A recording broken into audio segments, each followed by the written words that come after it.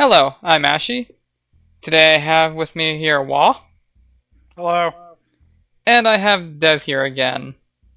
Howdy. So, last week we went through the alternate and unchained classes. These classes are designed to be variants of a few others, and this week we'll be covering the oddballs, the occult classes. This is going to be especially scuffed because, for the most part, we don't know anything about them outside of basically kineticist and ragging on the spiritualist. I mean, we also rag on the medium a little bit. It's got a cute gimmick that gets kind of ruined.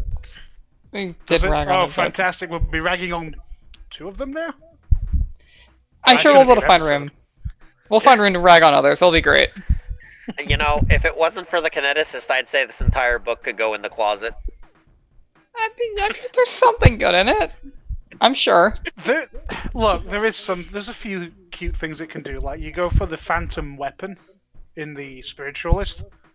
We've all talked about that off screen, but it's effectively, there's no limitation for what weapon you can create out of your phantom, outside of Yes. your proficiencies. Flamethrowers, trebuchets, siege engines, but it's a sentient ghost that floats around. Yeah, that- Sentient trebuchet. Is it a good idea? No. Can you do it? Absolutely. Is it There's- funny? Definitely. There's gimmicky and potentially powerful things you can do. But yeah, we'll start up this at the top of the list. Kineticist.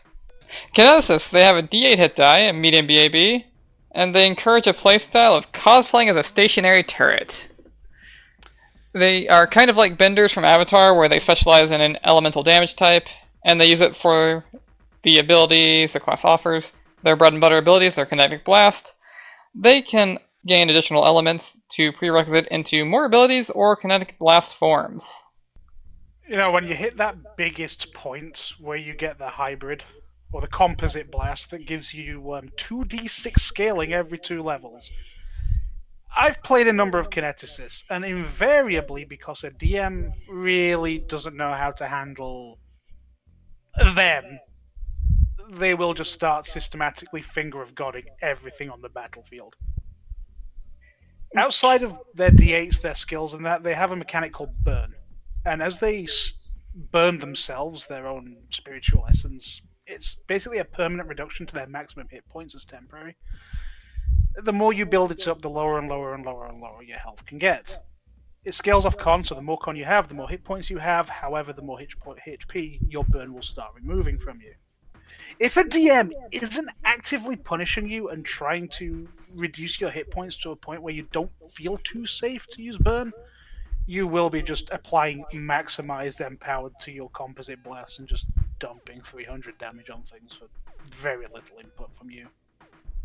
I think Kineticist lives in this weird spot where players don't think it's good because it feels like you're punishing yourself to play the class if you don't know what you're doing. And DMs might not like it because it plays so weird that they might not be punishing it properly. So if a player is good with it, suddenly it's like, yes, I'm gonna dump a 200 damage blast over there in that general direction by level 9 and just delete a target. That aside, they do have some very interesting utility abilities on the upper end. The Void element, for example, basically gets your ability to place an expanding black hole in the battlefield that'll drag stuff in towards the center. Fire can bypass fire resistance. Combining it with air, you get Blue Flame, or Plasma, I think. Bypasses fire resistance because it's so hot. They get their ability to spend their burn to resurrect as well. They get from the ashes. If you die, you turn into a pile of ashes, and then you'll pop back out. And that's just those. Water actually gives you a healing kinetic blast, which can heal ludicrous amounts of hit points just by blepping someone. There's infusions and shapes like cones, spear for long range. You can chain them, turn it into an AoE template. It's an incredibly versatile, incredibly powerful class that you either think sucks or you think it's too good. I'm in the too good camp.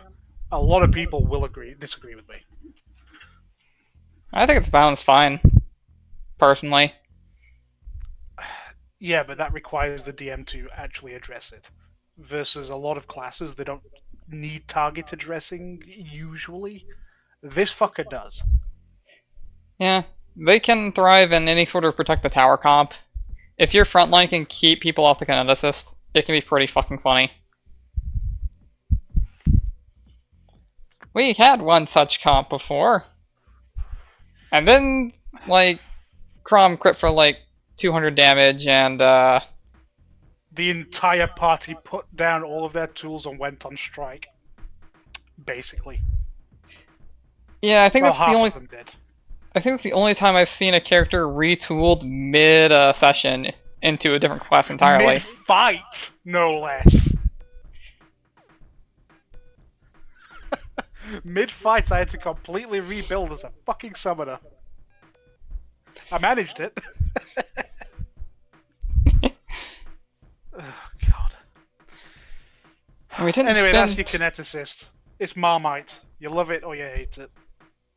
We didn't spend 20 minutes talking about Elder Lad. I'm proud of the restraint. Anyways, next class up is the medium. So, medium is odd, even for an occult class. It's got the D8 hit die, the medium BAB. It is, on its own, a partial caster with up to 4th level spells. And it has very little in the way of proficiencies. They allow themselves to be possessed by spirits, and the possessing spirit changes their playstyle on a day-to-day basis. Depending on the spirit, you can either be better at casting, getting up to 6th level spells, you can be a pseudo-rogue, you can cosplay as a frontliner or a tank. Though each of the different spirits have their own edicts, and they can kind of encourage behavior that might not be seen as pleasant at the table. You're sort of running like the third 3.5 binder. You bind a vestige, or in this case, spirit to you. It has its own personality, taboos, tendencies. Your character becomes very fluid and flexible. Yeah, they can encourage you to do sometimes sadistic things. You know, they either make you a pain in the ass to the party or a pain in the ass to the NPCs in exchange for power. Yeah, you're going to need a very specific party to play it, but I think that most established parties where everybody at the table are actually friends, you know, no one's going to take it personally, are they? Don't play it if you're not in a group of friends. Yeah. If you have got a table from online, or you've been headhunted or searched one out, stay away from it. You might start doing things that someone you don't know doesn't like.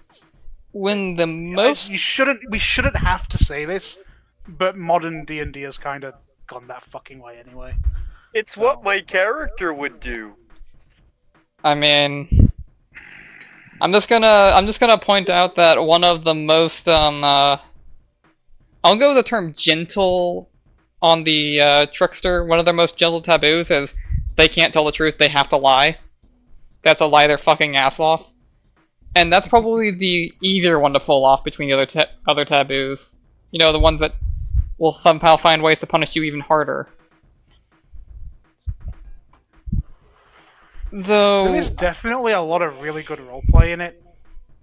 Especially if you're, say, in a group of characters who don't know you, and now they're suddenly going, what the hell, your erratic behavior. You're either hiding it, you either tell them the truth, and you work around it. There's good potential. Unfortunately, good roleplay potential, depending on what you're doing, can often be seen as a bad thing based on what you are doing, or in this case, compelled to do.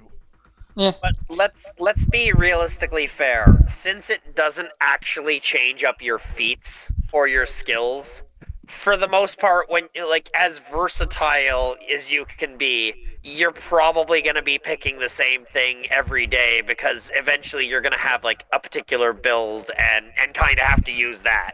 Because eventually you're going to hit the point that if you don't have a solid build, this class not being quite as good as a warrior, as a fighter, or quite as good as a rogue, or quite as good as a mage, it's just going to be compounded by the fact that you don't have a good build either.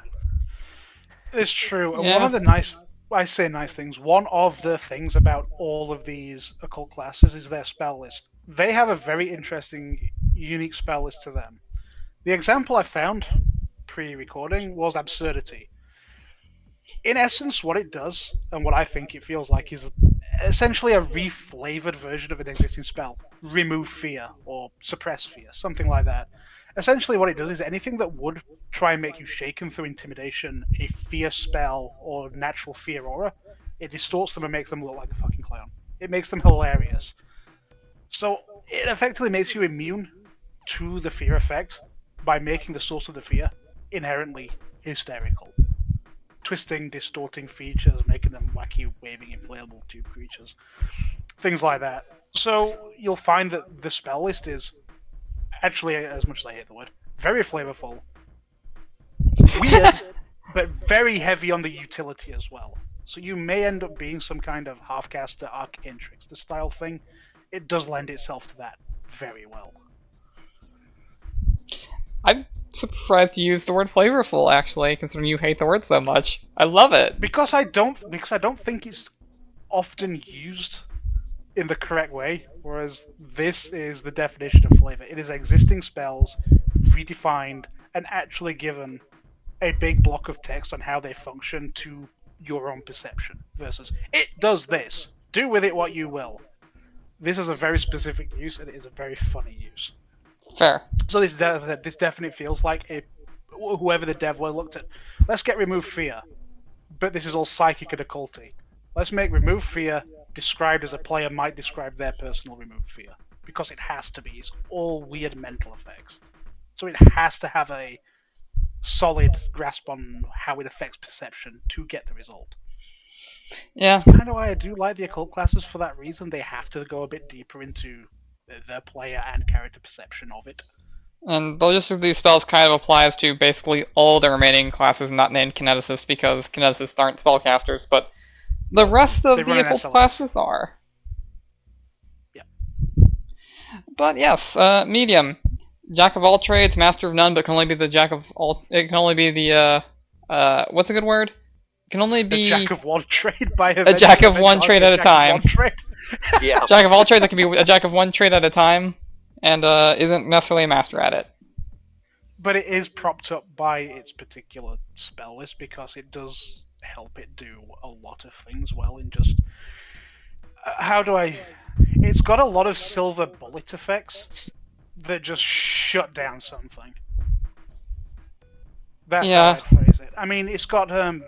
another one I looked at was Purge Haunt, where you will do scaling damage to a haunt. And a lot of characters actually have a massive problem with haunts just fucking around them until you can find a way to purge it. They will just dump a shitload of damage onto either ghosts, incorporeals, or haunts themselves. And it's not the most thing that often comes up, but if you've got it in your back pocket and you're being harassed by a fucking haunt, like Rise of the Rune Lords, the house, the manor, what's it called? Rosethorn? You're talking about Misgivings. Misgivings. If you're in Misgivings and it's like, oh, it's a haunt, and then you just blow it the fuck up. Well, you don't have to worry about it for a little bit at the very least. Yeah, you've got some time to just do what you're gonna do.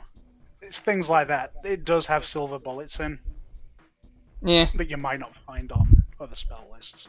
Though in the case of medium, a lot of... That's a point for it, I think. I feel like that point applies to all the occult classes.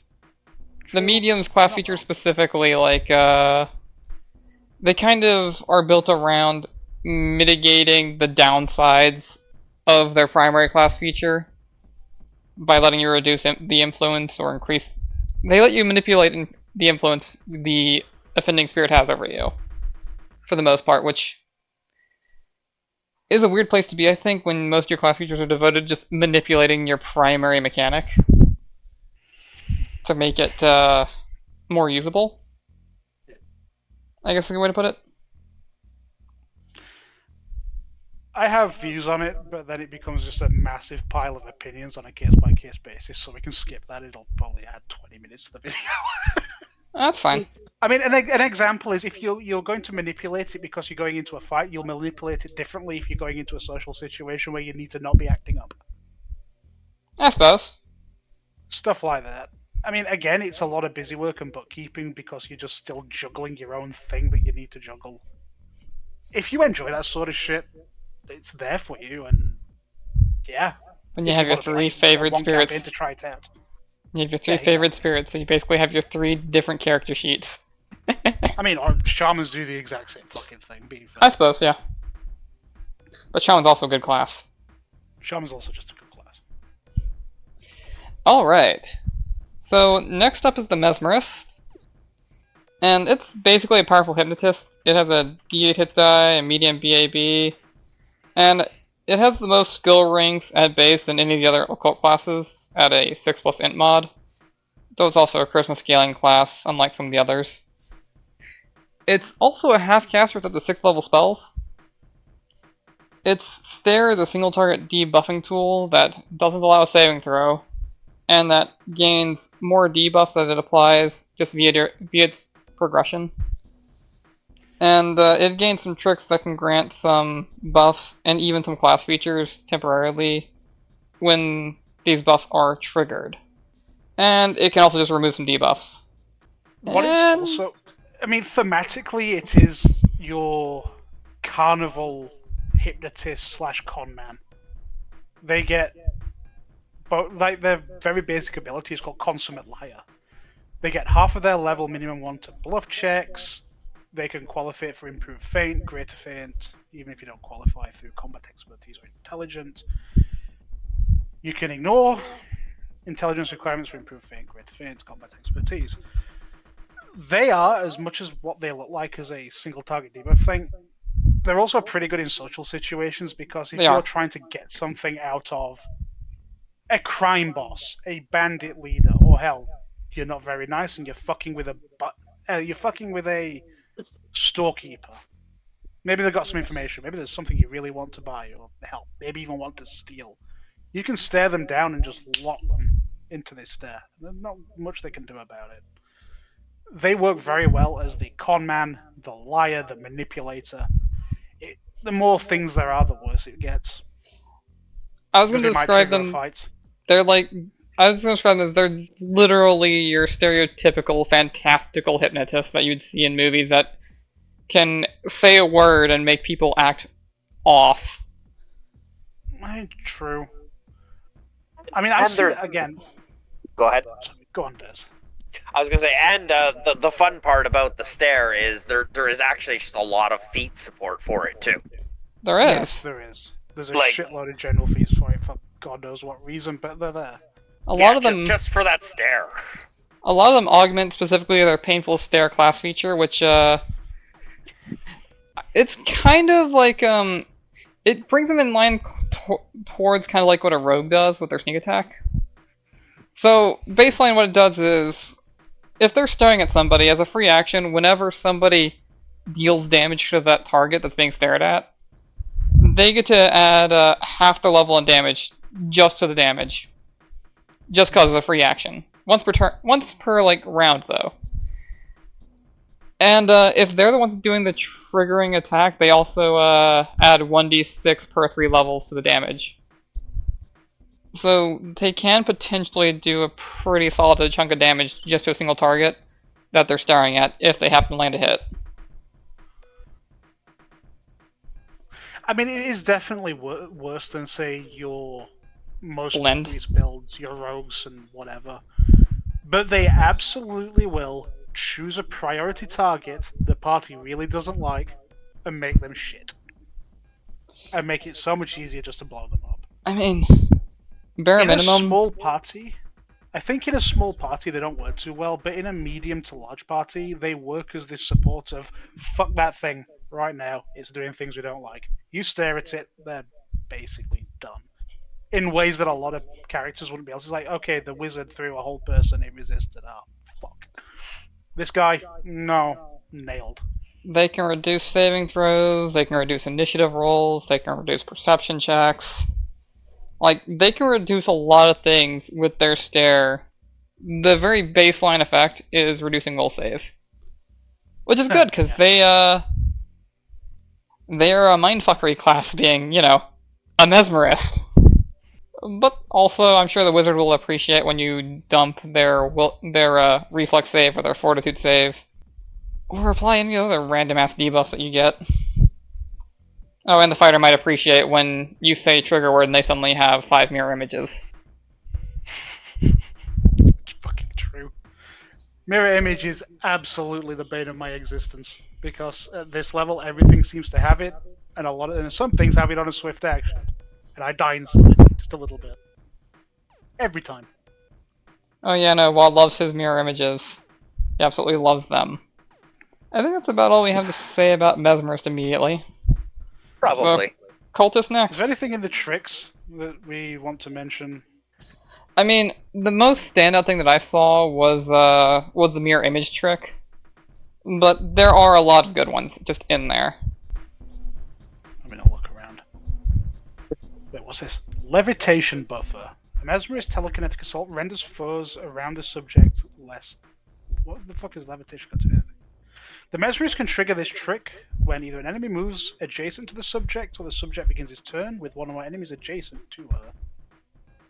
The mesmerist can either lift all enemies adjacent to the subject slightly into the air and push them all away. Okay, you get some bull rush and drag combat maneuvers with some minor telekinesis. That's pretty good for a get the hell away from me. Yeah. There's things here. Too many to go through right now. There's a lot of things. There's a lot of things here. What the hell? When we get around to covering Mesmerist in a dedicated video, we'll have time to talk about them. We have literally got videos for goddamn years just on the SRD. Yes! God damn it. Okay, cool. Alright, I'm going to be in this for the long haul. This is your life now. Welcome. Alright, so the Occultist is another weird occult class. Medium BAB, D8 hit die, 6th level spells. They're weird in that their spell list is actually limited by the implements that they can choose. Their implements are associated with schools of classes, so they can only have spells from the schools that match their implements. Apparently fueled by UMD as well, which, despite being one of the most powerful and underappreciated skills, I have never seen anything really scale off UMD. That'd be weird, don't it? I'm sure there's something else that I can remember, but I don't know. Can't bring it up. I'm sure there's a rogue build out there somewhere. I might be thinking of 3.5 Warlock, to be honest. With, imbue wand and stuff with Hellfire Warlock. I might be thinking of that, to be honest. Anyway. Very possibly. So they start with 2, and they gain an additional implement at 2nd level, and then every 4 after to a maximum of 7 at 18.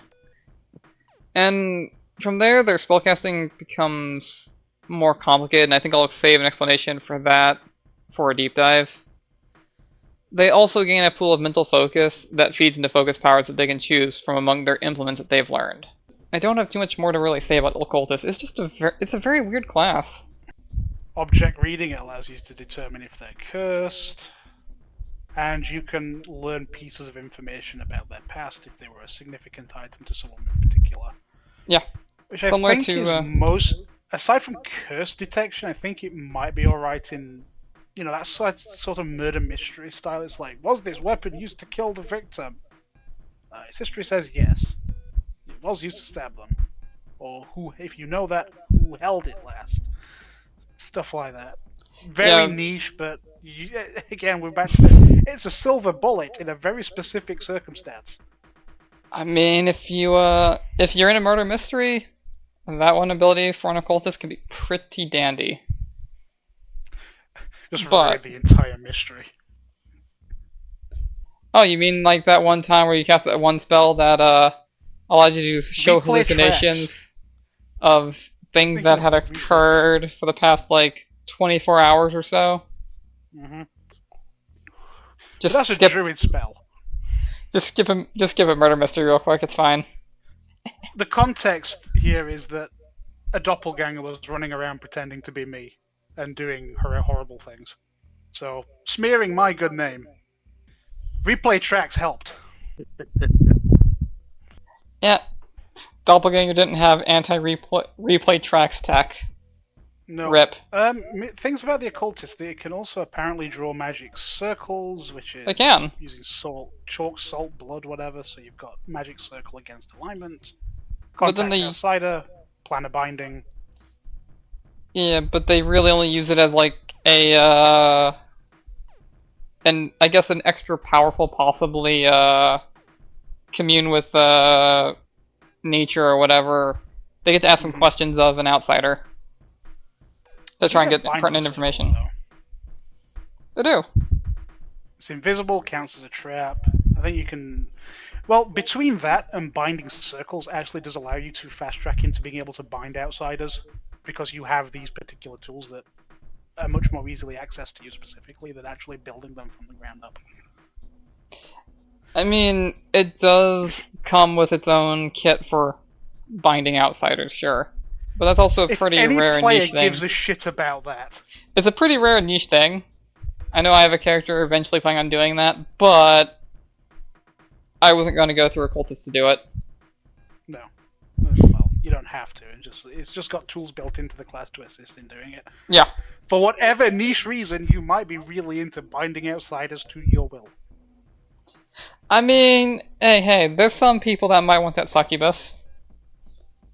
God damn it, Ashi.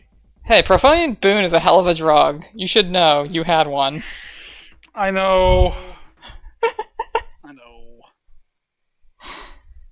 Anyway. Alright. Let's talk about the big succubus. So, Psychic. the Psychic. The quintessential wizard/sorcerer of psionics. Yeah, it's actually odd among occult classes for that reason. Like, it's a caster occult class with 9th level spells. It's the only one that gets with 9th level spells. It's the only one with a d6 hit die, and it's the only one with a slow BAB. And they function basically like an occult version of sorcerer. Like, they have a discipline which is pretty close to being analogous for their bloodline. Though, whereas with like a sorcerer bloodline is like half your class at least. Its progression is mostly in the form of phrenic amplifications. Which, they're kind of like unique psychic metamagics. Yeah, that was a weird statement to say. There are occult magics for the psychic. There are. They get loads of discipline powers. They enhance a spell's effect in some way by consuming points from the Psychic's Phrenic Pool, which is a resource similar to an Arcane Pool that has its ability score keyed to whichever discipline you've taken. It's true. On top of that, their spell list also does contain a very reliable form of damage spell, because once you hit up into things like Psychic Crush, you basically have what amounts to a very good scaling, because it scales and then you get the higher version of the spell to just, from 6th level spell levels forward, I'm blowing that up, I'm blowing that up, I'm blowing that up. What is it? It's force damage. You're at a point where not a lot can do anything about you, in terms of your reliable damage. Unlike your wizard and your sorcerer that's got, oh, I've got to have my snowball for this, oh, I need to use lightning ball for that, oh shit, that's immune to this. Psychic Crush, no. Yeah. Psychics are actually kind of pretty good. Like, as far as being a caster goes, it's fairly stand out amongst, like... It fits in with its peers, I should say. They do have a ridiculous amount of spells per spell level as well. So, their ability to just do... you've got the infinite versatility because there's so goddamn many. Yeah, Psychic's good. Yeah, Psychic is good as a psionic caster. Their spells are emotion-based, and I believe they mostly function to still spell... I need to look at this. Like a Psychic Color Spray. No, there's VSM. Which one is it? Am I thinking of the stuff like the Wild or the third-party Psychics again? I think that, if I do remember right, I think occult classes also have a similar set of rules to those guys for their spellcasting, where I think they rely on thought and emotion, and you basically just replace verbal with thought and somatic with emotion.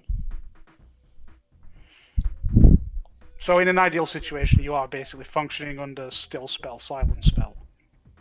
Like, in a sense, yes, I'd say, because you're not doing somatic components and you're not speaking. Yeah, okay. Instead, you're thinking and feeling specific feels to use your spells. Which, if I recall right, does make them a little easier to disrupt because things like shaken and stuff can force concentration checks. You now have an emotion that you're conflicting with. Yeah. But At least overall, you can play around that. If you are under the fear effect, you can probably weaponize that into casting a fear emotion spell and bypassing it entirely if you think that far ahead. yes, yeah, that is probably something you can do. It's overall, it's a psychic class. You're only as creative as you can be. Yeah, it is definitely one of those.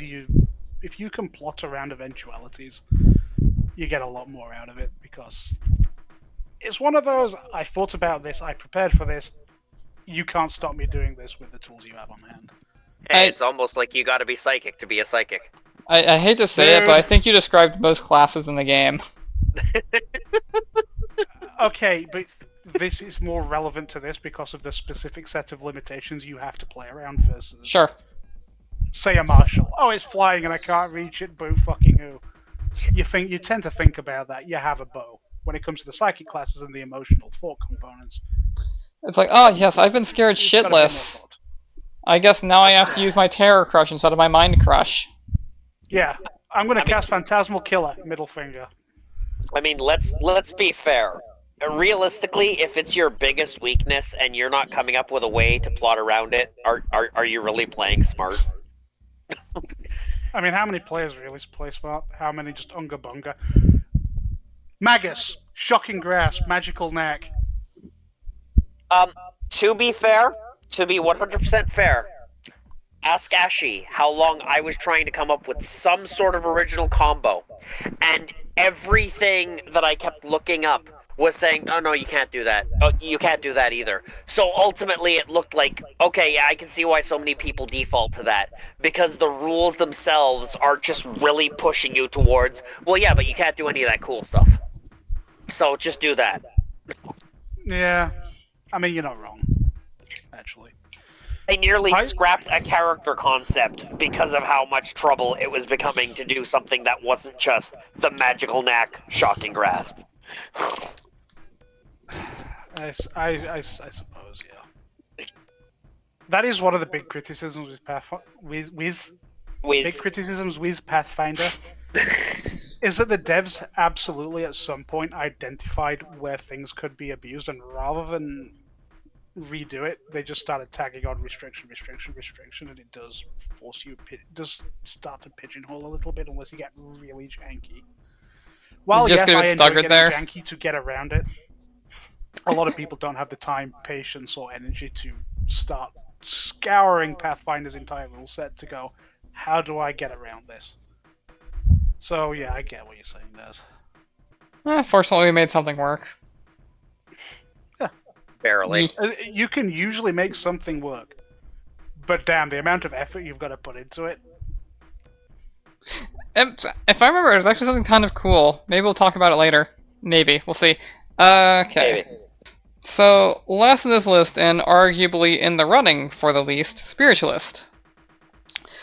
The base of Spiritualist is a half-caster with 6 level spells, a medium BAB, and the associated D8 hit die that you've probably come to expect by now. It is like an occult summoner, but it lacks the flexibility of the Eidolon in favor of a phantom that is associated with some emotion or vice.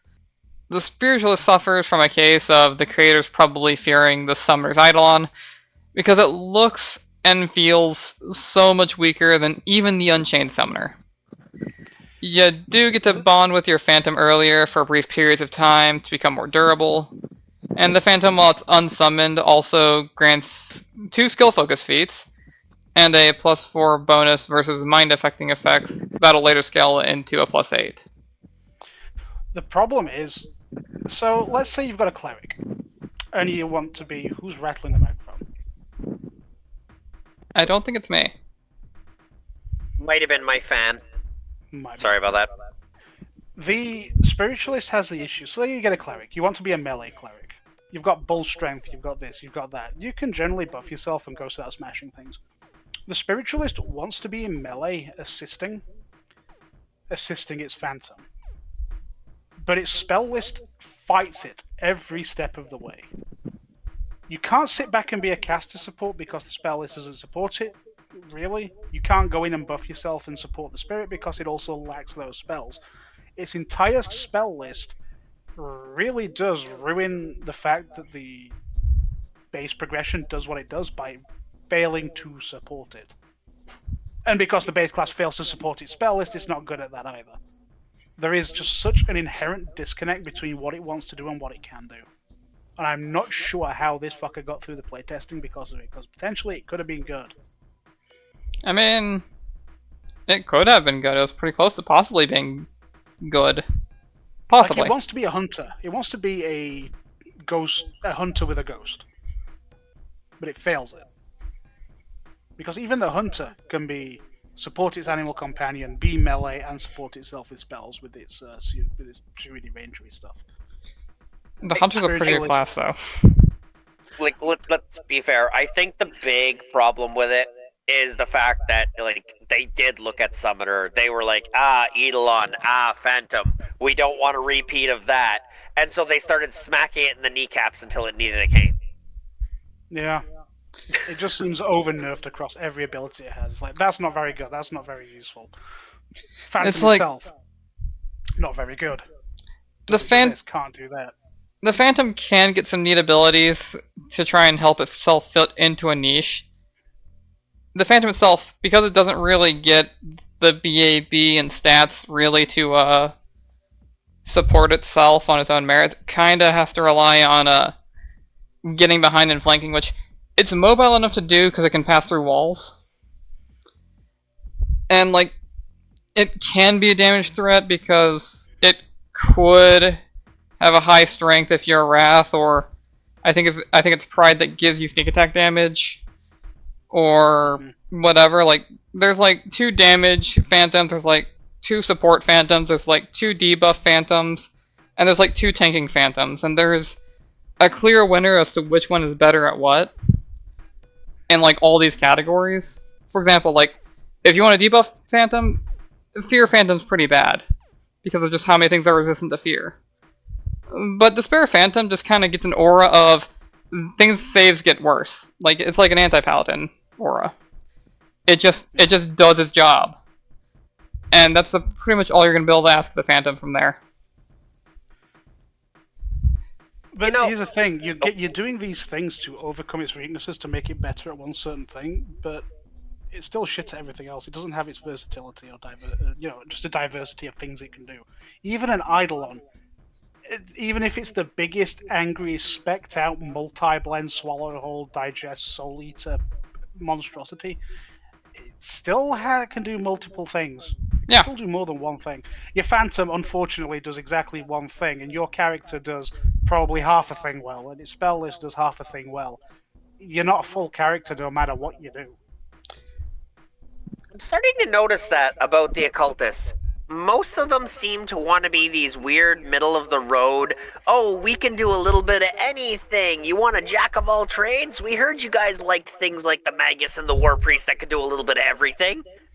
But they didn't look at what made those classes actually work. And you just get these... It's the LaCroix. It's the LaCroix of fucking hybrid classes. Oh no. They've been near, and they have the flavor of a hybrid class. But when you drink it, you can't actually really taste it. It's hybrid class at home. Oh my god. I hate that statement. Put it back. It's been, look, at some point as a little class, it was told stories about real classes. And it has aspirations to be a real class. Holy shit, they're NPC classes. Let's be fair, half of these do sound like the weirdos that the heroes run into in most adventures, but never the actual heroes themselves. Yeah, you've got this weird guy in a turban and his his juju smoking skull, but it's also a teapot, and he touches your sword and he tells you something about yourself and your sword. And the room's a bit smoky and foggy, and you see things crawling in the mist, and he's behind a crystal ball. These would make such good NPCs. But any player playing them would have to do something particularly off the wall to force them to work, or they're not just going to have fun. Yep. The fucking NPC classes, except I mean- Kineticist, which might be an NPC class that's specifically designed to kill your party. Me putting a Kinesis on the field, me also hamstringing it by forcing it to play within 30 feet. Because I know I'd just kill the party if it could actually reach out and touch them. Occult classes are just so poorly thought out. There's so much cool things in them that's almost cool. Well, they're very I think cool, but Psychic's almost- fine. Psychic's good. Psychic works. It's a mage. It's a psychic mean- mage and he'll blow your head up. It's like I said, the mesmerist. Oh, it sounded really not the mesmerist, the medium. It sounded really cool until you start reading all of those frickin' like drawbacks that you have to do because this subpar class that just barely can do some cool shit really needed a balancing factor. To be fair, though, at least I do. There's a person we play with called Kai. He really liked hamstring himself. He liked glaring weaknesses, whether it was personality or mechanical or physical. He liked to play around a malice, the character had. I get I It's think cool, Mesmerist. But the problem is, we just went over a couple videos ago, like the hybrid classes. Here is stupidly overpowered things that you can play that don't have a drawback. And now here's some medium power things that you might be able to do cool shit with, but half of them have like weird drawbacks or incredibly niche abilities. Now, let's be fair. Let's say that you're playing a campaign and you're on, say, standard array, and there's restriction of classes because the DM does want to respect a certain level of power to stop someone just being grossly incandescent compared to everyone else. That can happen. I mean, yeah, if the DM walks up to you and goes, "Here's the occult book. You can only pick from this." I guess, yeah, you can. You can make it work. I mean, think if I these did that, I would classes- have like 4 to 5 psychics. You No, probably have a One revolt. kineticist and four and four psychics. I don't know. I'd probably do the spiritualist with the Phantom Blade. That's fair. I would come out with with the ghost flamethrower. You'd be Numerian. Yeah, a Numerian. You would have a Numerian death cannon. I would get the antimatter particle cannon. Why? Because I have proficiency and I know it exists, and my spirit can now become it. Writes And a then the DM backstory. cries. Writes a backstory that you're somehow from Starfinder, but ended up lost on Galarian, and and now. You know, that was actually basically Kahai's character backstory for Moat. He dropped in one of the spaceships from basically the Starfinder onto Galarian. Because that's what the entire Starfall is crashed spaceships. Yeah. So, you know, that is a fucking thing in the Numerian campaign stuff. You can do it. Pulls out plasma blade. Refuses Yeah. to elaborate. Refuses to elaborate. Androids are all that, aren't they? Androids are from the ships. The crashed ships. I I mean, think yes so, and no, because if you read but- the androids, they're supposed to be, but if you read the androids in Starfinder, like, they're actually just androids. If you read the androids on Pathfinder, they're these weird, like, oh yeah, there's a soul in them, and the soul only lasts 100 years, and then another soul takes over, and it's like, why? What? They're just supposed to be robots, people. They're supposed to be half-living robots. Just let them be robots. It's like they wanted Warforged but couldn't commit. You know? They're the non-committal Warforged. Warforged are fucking cool. They were so good in 3.5. I loved that Warforged. race. They It were was so they were really cool. And the big But- balancing thing was there was not that many spells to repair them, but there was some. But There's just something fundamentally cool about a Golem Forge that was just producing golems with more and more and more and more layered enchantments to give them more functionality until you Yeah. reached a critical mass that it basically became a magical neural network. It became an artificial soul. And you know what? I am all down. Eberron was probably one of the best settings in earlier D&D. Eberron and Planescape. And maybe Ravenloft. Ravenloft good for psychological horror. But Eberron, magic cowboys and monorail magitech trains and all that shit. yeah, Second was- second edition D&D I think is peak world building. There's never been anything better than second edition D&D because everything is basically derived from it. And it's still the best written stuff. I think we may have strayed from the path a bit. yeah. Let's We, find Absolutely. the path back to the Pathfinder.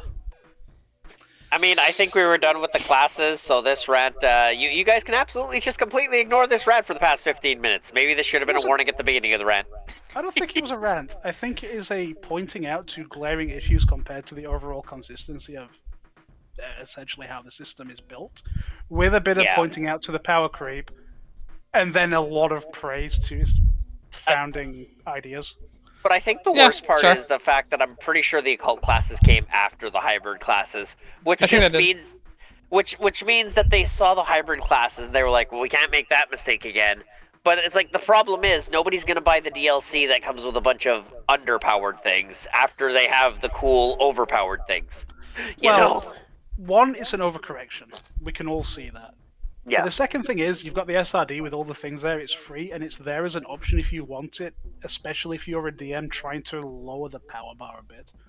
Which, we've done a Mythic campaign.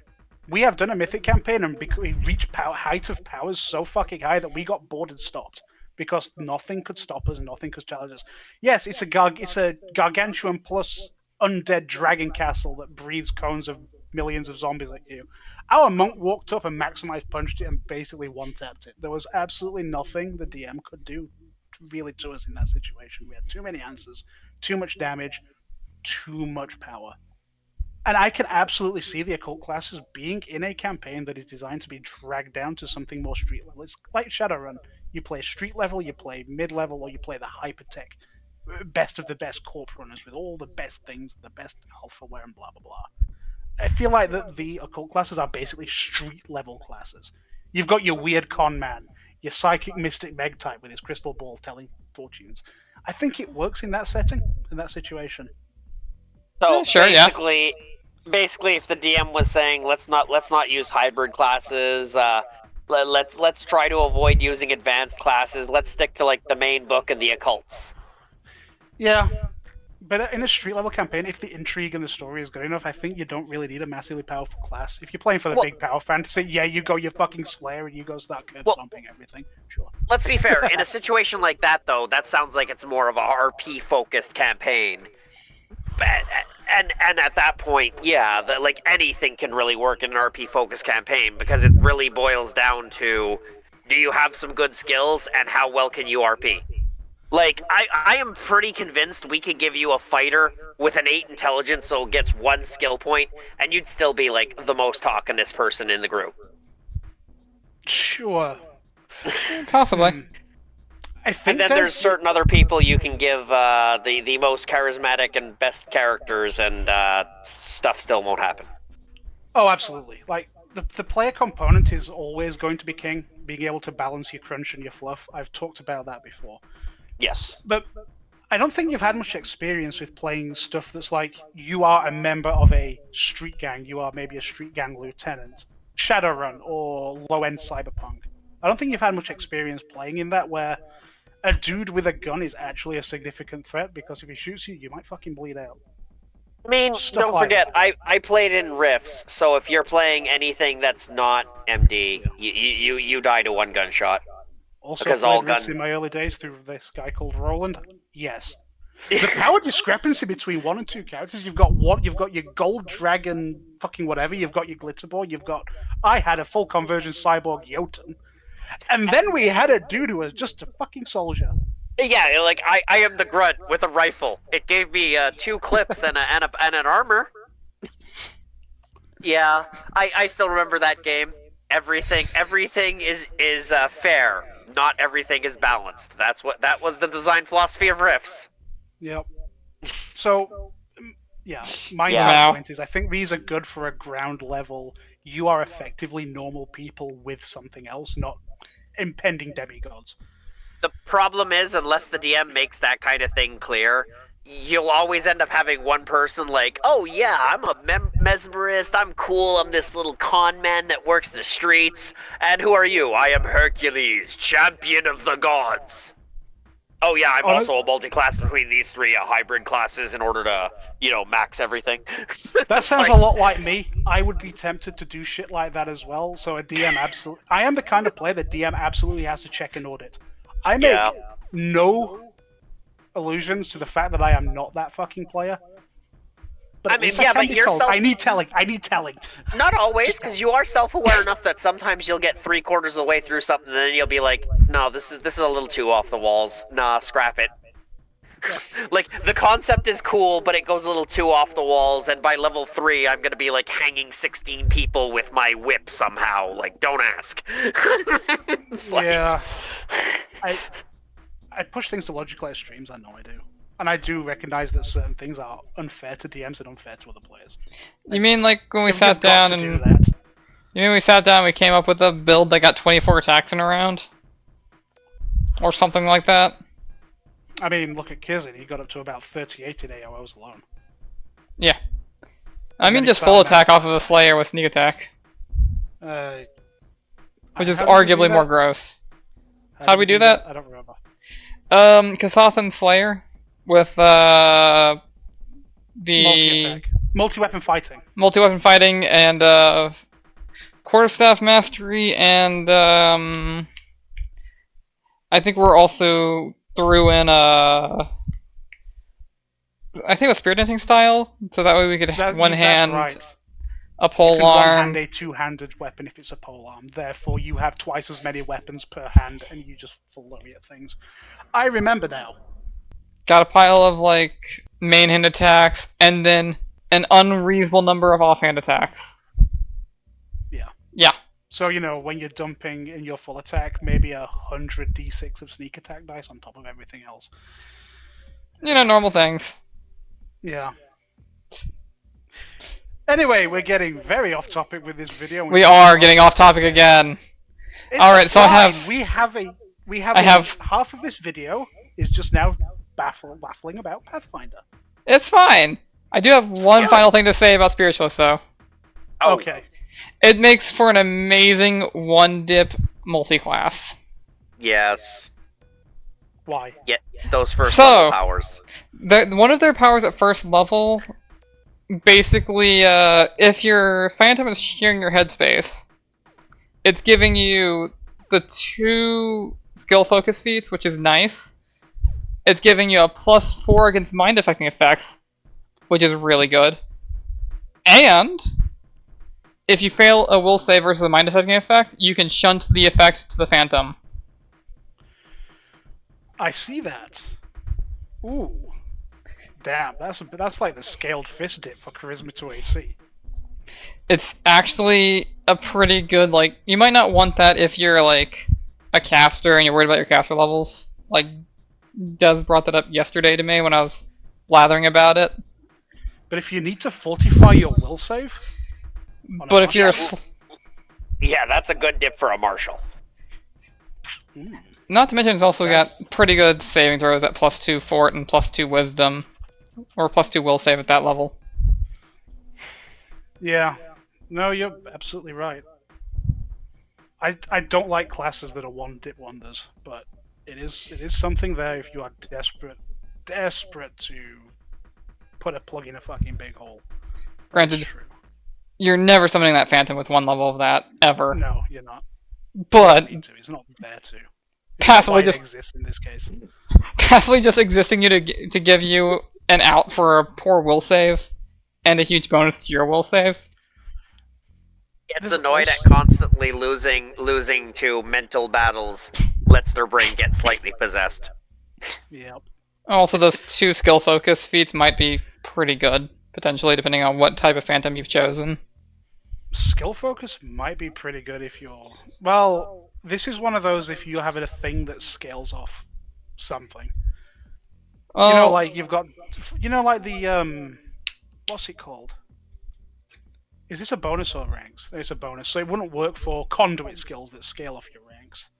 no, it doesn't work for conduit skills. But like, let's say you're an intimidate build and you have, say, like dazzling display, whatever, shadow defenses, maybe deadly stroke or whatever. That you're dumping into intimidate anyways, so that extra +6 to your intimidate probably wouldn't hurt. You know, at level 10. This is actually... Now I think about it, if you are skill dependent to fuel combat maneuvers or things like that, 2 skill focus is actually very, very feat efficient. Yeah. This is actually a really good dip, just because of the efficiency. It's like, yes, I like the way you think. the skill focus are chosen by your phantom, but Sure. chances are there is one of them that has a skill that you might want for combat. Because there is an Intimidate one, and I'm pretty sure there's a Bluff one. And I think there's also a Perception somewhere in there. So even if you don't need it for combat, more Perception, good no matter what class you are. I mean, looking at my shaman, Jack, with his untrained perception, and we're like, level 15 now, and it's about a +7. Again, you're plugging gaps, and it's pretty damn good at it.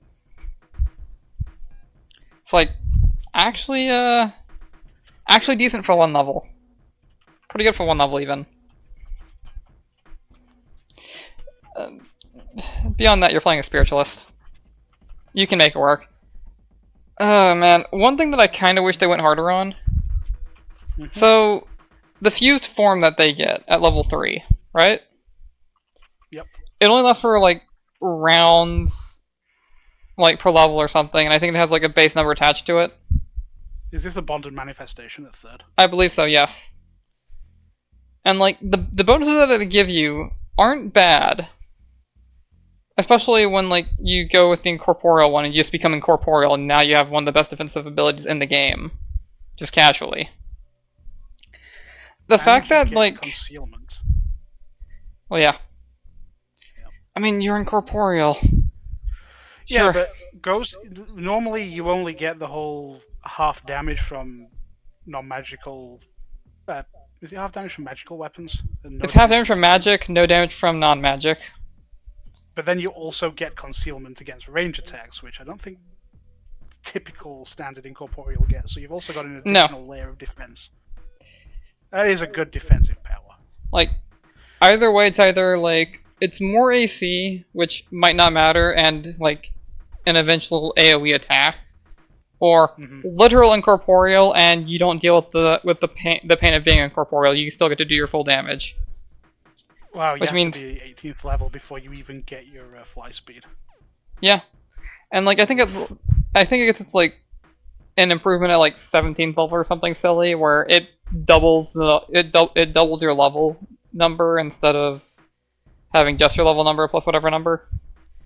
Something like that. Which I think is pretty disappointing, because I wish it would at least went up to like minutes.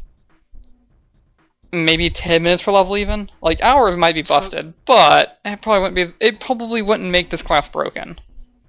It would just give this class a good niche at high level. Give it literally anything.